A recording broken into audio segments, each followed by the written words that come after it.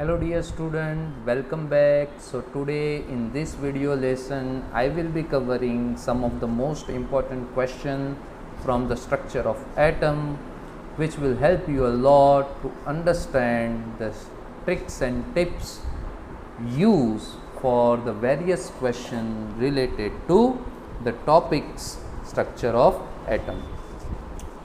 तो आपको क्वेश्चन कैसे सॉल्व करने हैं, कौन सी ट्रिक्स अप्लाई करनी है, ये सारी इन्फॉर्मेशन यहाँ पे मिलेगी। डिटेल्ड कैलकुलेशन होगी प्रॉपर अंडरस्टैंडिंग के साथ, ठीक है। तो इसको स्टडी कीजिए, इसकी पैटर्न को फॉलो कीजिए और इसको फॉलो करके इसके सिमिलर जो क्वेश्चन आंसर होते हैं, ठीक है, उसको भी आप प्रैक्टिस कीजिए। तो आपकी जो प्रिपरेशन है वो ज़्यादा स्ट्रॉन्गर होती जाएगी, ठीक है। तो चलिए शुरुआत करते हैं क्वेश्चन नंबर 1 से। डेटा है अ bulb emit light of wavelength 4500 angstrom is rated as 150 watt bulb and only 8% of energy is emitted as light. So you need to calculate how many photons are emitted by the bulb per second. तो इसको solve करने के लिए आपको सबसे पहले क्या करना पड़ेगा कि जो डेटा है पावर ऑफ बल्ब कितना है, पावर ऑफ बल्ब वो है 150 वाट, लेकिन उसमें से एक्चुअल एनर्जी कितनी एमिट होती है, तो एनर्जी एमिटेड फ्रॉम बल्ब 150 वाट का 8%, ठीक है। तो वो हो जाएगा 8 डिवाइडेड बाय 100। तो ये जो आंसर आएगा उसका यूनिट होगा जूल पर सेकंड, ठीक है। वॉट का जो यूनिट है उसको हम क्या बोलेंगे, जूल पर सेकंड।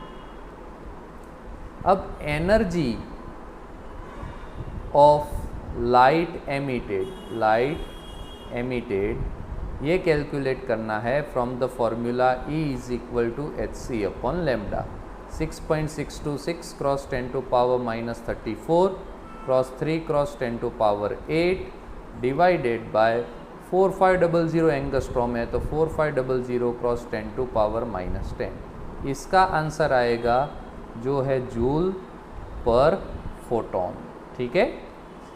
तो लेट अज्यूम आपका एक आंसर आया, सबसे पहला x और दूसरा y। अब x और y का रेशियो लीजिए, तो we need to take a ratio of W by E, मतलब कि power of bulb divided by energy of light.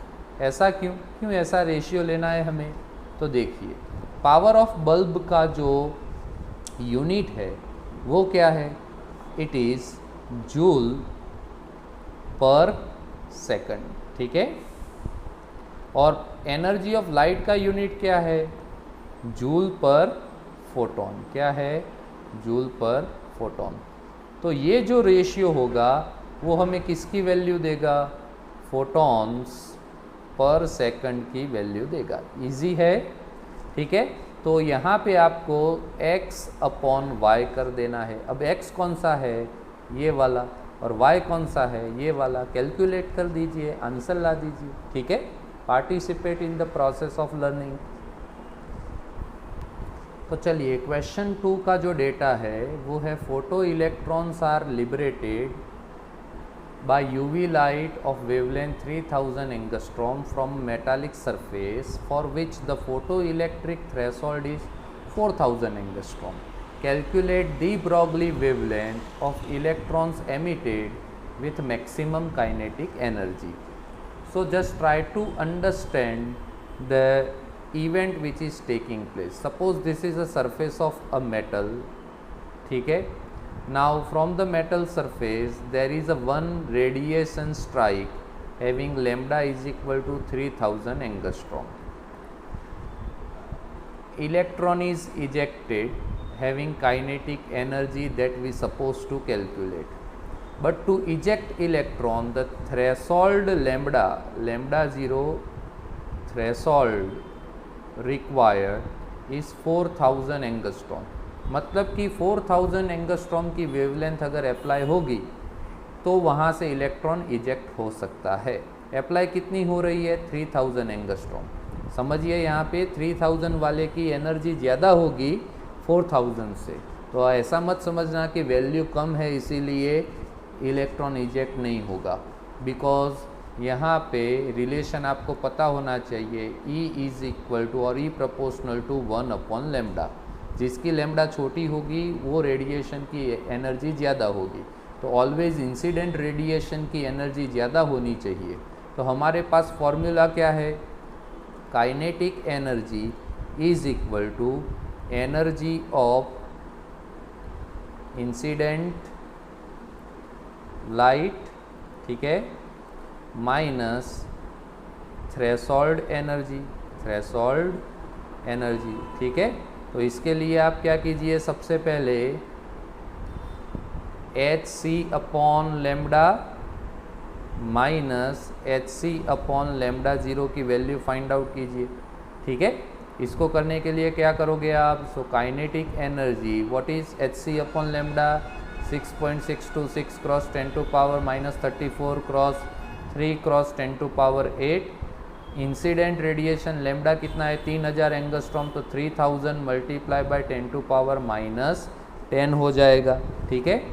तो ये पूरा सेट 1 हुआ, माइनस 6.626 क्रॉस 10⁻⁻34 क्रॉस 3 क्रॉस 10⁸8। अब लैम्डा 0 की वैल्यू क्या है? 4000 एंगस्ट्रॉम, तो 4000 मल्टीप्लाई बाय 10⁻10, ठीक है। अब इसकी वैल्यू कितनी आएगी? तो ये 3 और 3 तो कैंसिल हो जाएंगे, ठीक है। तो यहाँ से ये सारा कैंसिल हो जाएगा। इसको सॉल्व करोगे तो आंसर आएगा 6.626, ठीक है। और उसकी वैल्यू होगी मल्टीप्लाई बाय 10⁻⁻19। एक बार चेक कर लेना कैलकुलेट करके। माइनस ये जो वैल्यू आई, ठीक है, ट्राई कीजिए। इसका जो पूरा आंसर आया ये वाला है। अब इसका जो आंसर आएगा आप कैलकुलेट करो कितना आएगा, वो होगा 4.9695 क्रॉस 10⁻⁻19 आएगा, ठीक है। अब इसकी जो वैल्यू होगी वो आपको देगी काइनेटिक एनर्जी इन जूल। बोलो क्लियर हो रहा है? Kinetic energy in joule. आपको सबसे पहले कैलकुलेट करना है ये x की वैल्यू, ओके। चलिए अभी क्या करोगे आप? So kinetic energy is equal to 1/2 mv², है ना। और लैम्डा दी ब्रॉगली वेवलेंथ के साथ उसकी रिलेशन क्या है? दी ब्रॉगली वेवलेंथ के साथ उसकी रिलेशन है lambda is equal to h/√2 cross m cross kinetic energy, ठीक है। तो आपको यहाँ पे क्या करना है? h is equal to 6.626 cross 10⁻⁻34 joule into second, ठीक है। मास ऑफ इलेक्ट्रॉन कितना लेना है? 9.1 क्रॉस 10⁻31 किलोग्राम, ठीक है। काइनेटिक एनर्जी की वैल्यू जो भी आगे आई x किलो जूल, ये वैल्यू को सब्सटीट्यूट कीजिए और आंसर लाइए lambda is equal to dash metre. फिर उसको अगर आप एंगस्ट्रॉम में कन्वर्ट कर देंगे, क्योंकि सारी वैल्यू एंगस्ट्रॉम में दी गई है, तो ये हो गई दी ब्रॉगली वेवलेंथ, ठीक है। हिंट मैं प्रोवाइड कर रहा हूँ, कैलकुलेशन आपको करनी है। अब हमारा क्वेश्चन नंबर 3 का डेटा है, what is the ratio of ionization energy of Li+2 and Be+3 ion.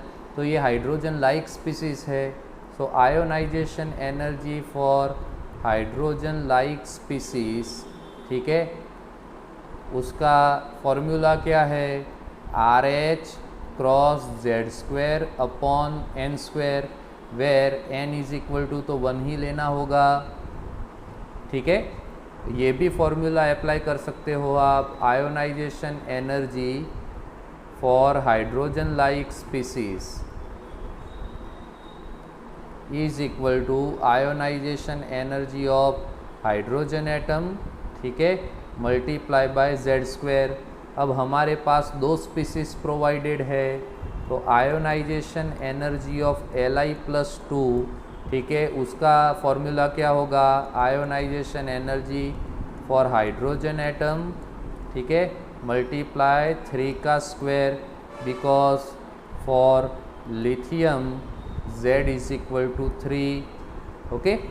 And ये शॉर्ट ट्रिक है, ionisation energy for B+3 is equal to ionisation energy for hydrogen atom multiply by 4 का square, because for beryllium Z is equal to 4। अब इसका अगर हम ratio लेते हैं, ठीक है, तो क्या हो जाएगा, ये तो कैंसिल हो जाएगा, कॉमन टर्म है 3 का स्क्वायर 9, ठीक है, तो रेशियो क्या आएगा 9/16 आएगा, जो हमारा क्या है आंसर है।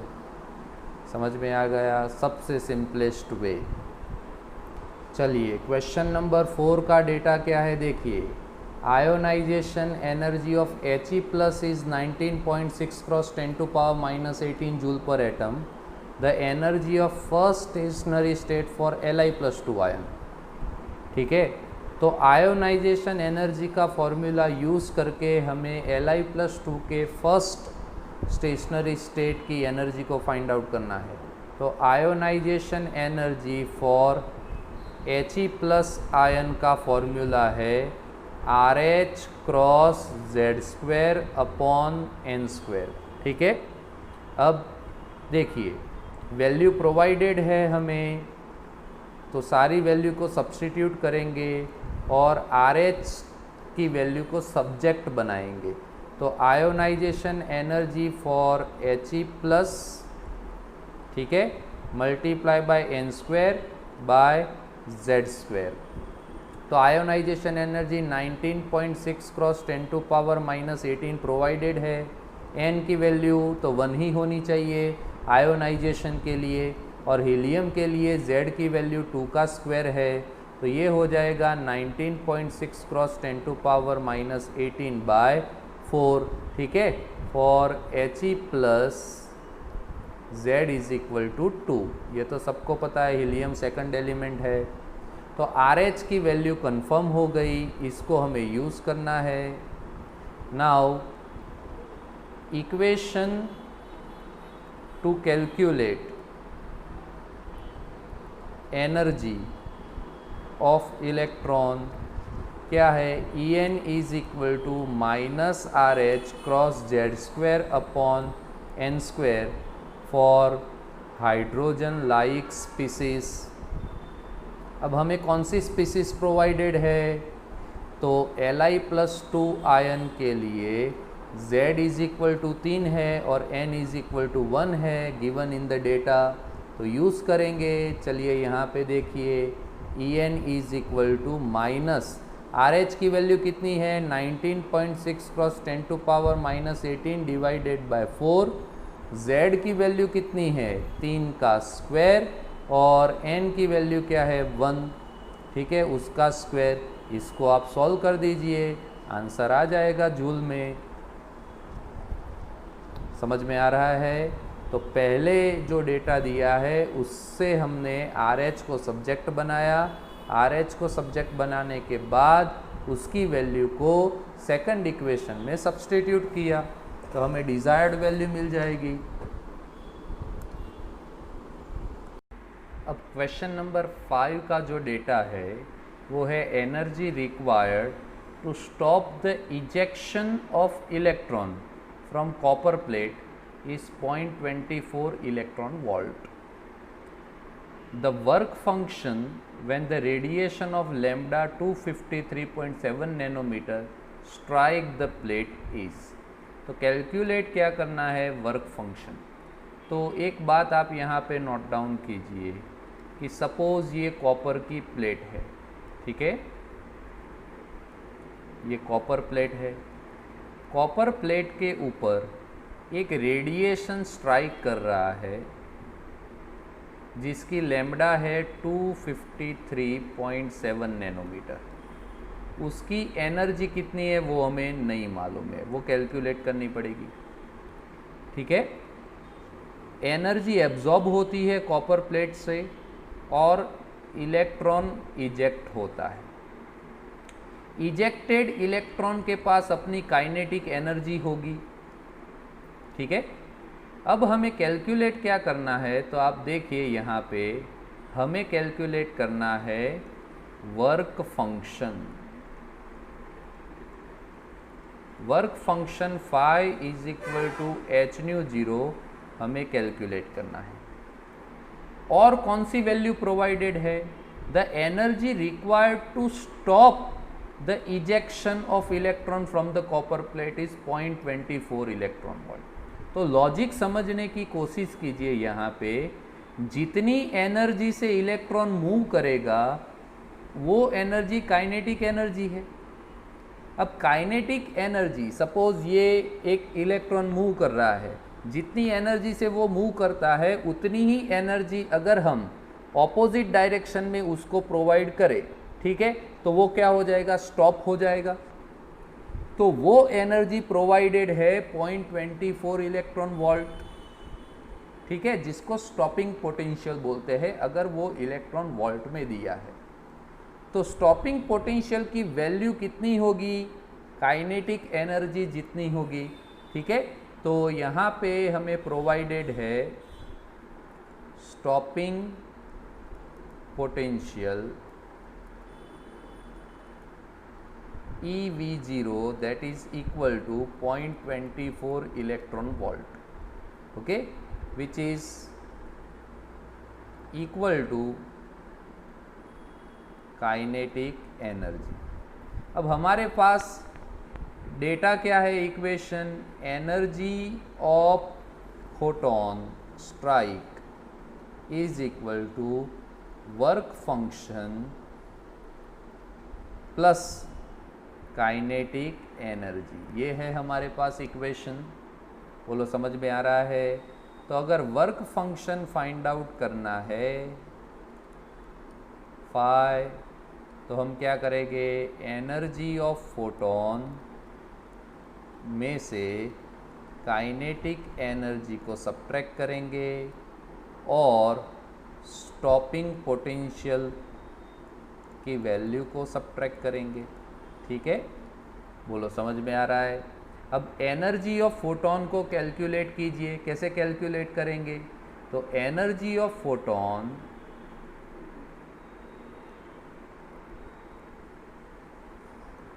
E is equal to HC upon lambda से कैलकुलेट करेंगे। ठीक है, और काइनेटिक एनर्जी और स्टॉपिंग पोटेंशियल तो प्रोवाइडेड है ही, लेकिन ये जो वैल्यू आएगी वो जूल में आएगी एनर्जी ऑफ फोटोन की, जिसको हमें इलेक्ट्रॉन वोल्ट में कन्वर्ट करना पड़ेगा। तो देखिए इसकी कैलकुलेशन कैसे होती है।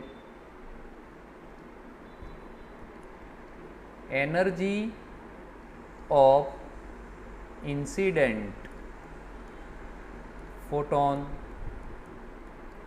E is equal to HC upon lambda, 6.626 cross 10 to power minus 34 cross 3 cross 10 to power 8 divided by lambda की वैल्यू कितनी प्रोवाइडेड है डेटा में, लेमडा की वैल्यू है 253 नैनोमीटर है, 0.7 cross 10 to power minus 9 metre हो जाएगा।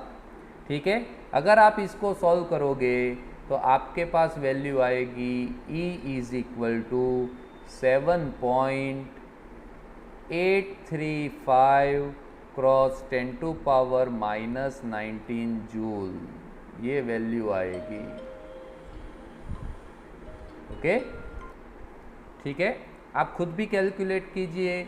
आंसर में, पॉइंट में या कुछ भी वैल्यू में वेरिएशन हो सकता है। ठीक है, तो आप खुद भी अपना डेटा निकालिए इसमें से। अब हमें कन्वर्ट करना है जूल को इलेक्ट्रॉन वोल्ट में, बिकॉज यूनिट में सिमिलरिटी होनी चाहिए। तो 1.602 cross 10 to power minus 19 joule that is equal to 1 electron volt. Then हमारे पास कितना है 7.835 cross 10 to power minus 19 joule equal to how many electron volt.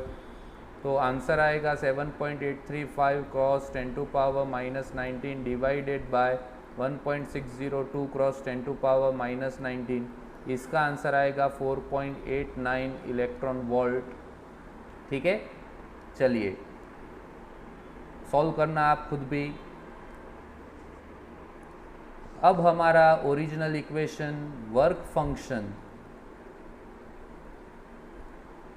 phi is equal to energy of photon, ठीक है, minus stopping potential, ठीक है, energy of photon या kinetic energy, energy of photon 4.89 electron volt है, minus stopping potential की value 0.24 electron volt दी है, ठीक है, डेटा में। तो अगर आप इसको सब्ट्रैक्ट करोगे तो आंसर कितना आएगा 4.65 इलेक्ट्रॉन वोल्ट आएगा। ठीक है, देख लीजिए जरा।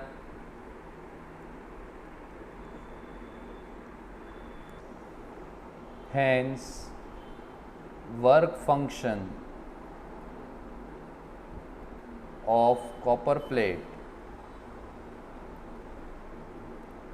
is 4.65 electron volt. Clear? चलिए क्वेश्चन नंबर 6 का डेटा है what is the frequency of spectral line emitted when the electron in n is equal to 3 in hydrogen atom de-excite to ground state. The value of Rydberg constant is given in centimeter inverse. तो हमारे पास formula है wave number का v bar is equal to 1 upon lambda is equal to R H in bracket 1 upon n1 square minus 1 upon n2 square. ठीक है, अभी frequency find out करनी है।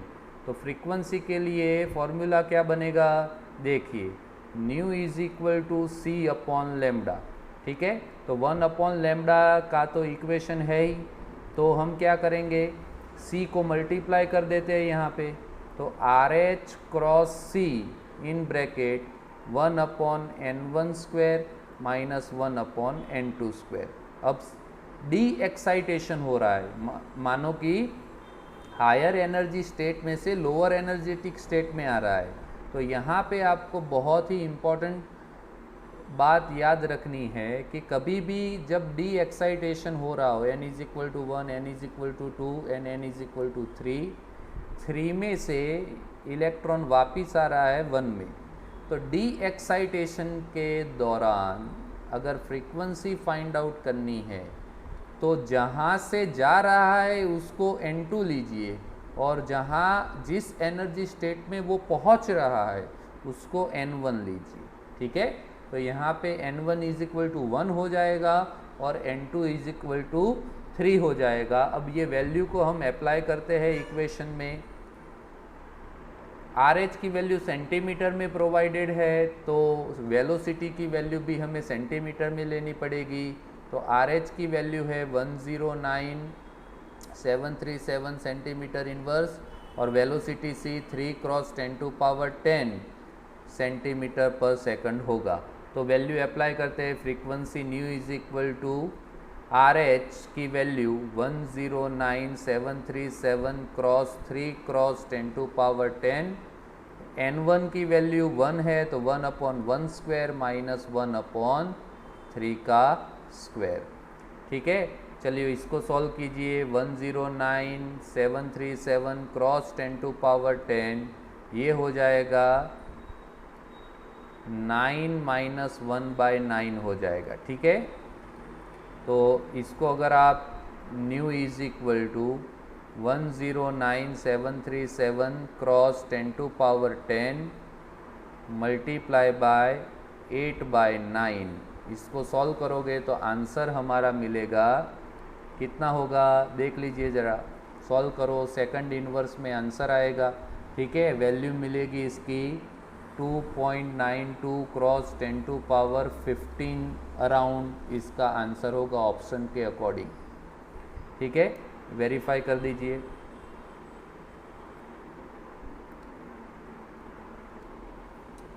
चलिए, हमने डेटा दिया है क्वेश्चन नंबर 7 का, कैलकुलेट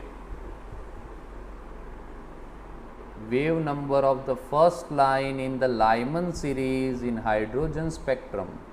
ठीक है, अभी लाइमन सीरीज़ हमें बोली है और उसकी फर्स्ट लाइन, तो लाइमन सीरीज़ में ग्राउंड स्टेट होता है n is equal to 1। First line कौन सी कही जाएगी? तो जब इलेक्ट्रॉन सेकंड एनर्जेटिक स्टेट से n इज इक्वल टू 1 2 से 1 में ट्रांसफ़र करेगा। ठीक है, तो फॉर लाइमन सीरीज़ ये ऑलरेडी डिस्कस हो चुका है, n1 is equal to 1, okay, and n2 is equal to 2 for first line. ठीक है, first line of Lyman series. अभी वेव नंबर का फॉर्मूला क्या है? v bar is equal to 1 upon lambda R H 1 upon n1 square minus 1 upon n2 square. ठीक है, apply कीजिए। 109,678 1 upon 1 square minus 1 upon 2 square. ठीक है, तो ये 109,678 यहाँ पे हो जाएगा 4 माइनस 1 डिवाइडेड बाय 4, तो ये हो जाएगा 109,678 क्रॉस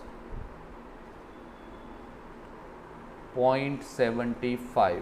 जब आप इसको मल्टीप्लाई करोगे so you will get an answer that is 82,258.5 centimetre inverse. ये हमारा आंसर रहेगा। ठीक है, ये फॉर्मूला किसका है? वेव नंबर का। सीरीज़ पता होनी चाहिए, फर्स्ट लाइन सेकंड लाइन का मतलब क्या है ये भी हमें मालूम होना चाहिए। This are the topic already covered, okay, in regular class.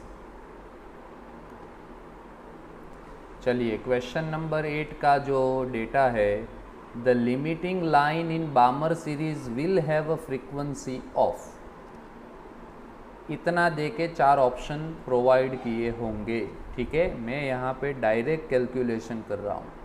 तो सबसे पहले कीवर्ड आइडेंटिफाई कीजिए। कीवर्ड कौन से है? तो सबसे पहला keyword 1, limiting line. Limiting line का मतलब है इलेक्ट्रॉन इन्फिनिट डिस्टेंस से ग्राउंड स्टेट में आ रहा है। अब बामर सीरीज़, तो बामर सीरीज़ का ग्राउंड स्टेट कौन सा है आइडेंटिफाई कीजिए, n इज इक्वल टू 2। ठीक है, और फ्रीक्वेंसी न्यू हमें फाइंड आउट करनी है। तो for limiting line of Balmer series क्या करना है? n is equal to infinite से n इज इक्वल टू 2 में इलेक्ट्रॉन ट्रांजिट कर रहा है। ठीक है, अब फ्रीक्वेंसी के लिए हम क्या कह सकते हैं? फ्रीक्वेंसी न्यू कैलकुलेट करना है तो रीट्स इक्वेशन डायरेक्टली यूटिलाइज कर सकते हैं। Nu is equal to 3.29 cross 10 to power 15 1 upon n1 square minus 1 upon n2 square second inverse. अब n1 n2 क्या है? तो कोई भी सीरीज़ प्रोवाइडेड हो तो n1 तो उसका ग्राउंड स्टेट है एंड n2 जहाँ से वो आ रहा है। तो for Balmer series n1 is equal to 2 and n2 is equal to infinite for limiting line. ये क्लियर हो गया। तो अब वैल्यू को सब्स्टिट्यूट कीजिए। 3.29 cross 10 to power 15 1 upon 2 square minus 1 upon infinite square. Okay, so infinite वाला term तो 0 हो जाएगा। 10 to power 15 1 upon 4 minus 0 So 3.29 cross 10 to power 15 by 4, ठीक है। तो इसका आंसर आएगा 0.8225 cross 10 to power 15 second inverse. ऐसे भी लिख सकते हो 8.225 cross 10 to power 14 second inverse. Clear हो गया? Okay, you can calculate similar question for other series also like Paschen, bracket and Pfund series। तो चलिए क्वेश्चन 9 का डेटा है। The radius of hydrogen atom in ground state is 0.53 angstrom. Calculate the radius of Li+2 ion in the similar state is. Similar state मतलब ground state. Okay, so for hydrogen atom Z is equal to 1 and ground state N is equal to 1 लेंगे। तो RH radius of hydrogen atom कितनी होगी? 0.53 angstrom दिया है। For hydrogen like species, okay, for hydrogen like species radius R का equation होगा radius of hydrogen atom multiply by n² by Z, ठीक है। अब RLi लिथियम की हमें फाइंड आउट करनी है। RH की वैल्यू 0.53 है, N सिमिलर 1 का square divided by Z। Z की वैल्यू कितनी है? 0.53 मल्टीप्लाई बाय 1 डिवाइडेड बाय 3, ठीक है। For Li+2 ion atomic number Z is equal to 3 होगा। अब इसका आंसर देख लीजिए, it is equal to 0.17 angstrom, ठीक है। वेरीफाई कीजिए कैलकुलेट करके। क्वेश्चन नंबर 10 का डेटा देखिए। Question 10, the ratio of the difference between first and second Bohr orbit energy to that of the second and third Bohr orbit energy is. मतलब delta E का ratio लेना है। तो energy difference का formula क्या था? Energy difference delta E is equal to RH 1/n1² minus 1/n2², ठीक है। और Ni एंड NF ऐसा लीजिए। अब सबसे पहले क्या फाइंड आउट करेंगे? डेल्टा ई 1 और 2 के बीच का एनर्जी डिफरेंस का फॉर्मूला होगा RH 1/1² माइनस 1/2², ठीक है। ये हो गया। इसका solution RH 1 minus 1/4, so RH multiply by 3/4, equation number 1 हो गया ये। Similarly delta E between 2 and 3 RH multiply by 1/2² minus 1/3², ठीक है। तो RH मल्टीप्लाई बाय 1/4 माइनस 1/9, इसका आंसर कितना आएगा? RH 9 minus 4 divided by 36, so that is RH cross 5/36, equation number 2। अब इसका रेशियो लेते हैं। तो देखिए डेल्टा ई 1 और 2 का value and delta E 2 and 3 का value. RH cross 3/4 divided by RH cross 5/36, ठीक है। सिमिलर वैल्यू कैंसल हो जाएगी। RH रिडबर्ग कांस्टेंट कैंसल हो गया। रेशियो हो गया 3/4 क्रॉस 36/5, 4 9 36, ओके। सो 9 3 27/5, ये हमारा रेशियो होगा। तो जैसे ही मैंने 10 various example structure of atom में से आपको यहाँ पे सॉल्व करवाए हैं, उसको सॉल्व करने की ट्रिक्स, मेथडोलॉजी भी आपको यहाँ पे डिस्कस की है। आपको इसके जैसे सिमिलर क्वेश्चन मटेरियल में से फाइंड आउट करने हैं और फर्दर प्रैक्टिस करनी है. It will help you a lot in a competitive exam. Okay, thank you one and all. We will meet again with more extra question in next video lesson. Okay.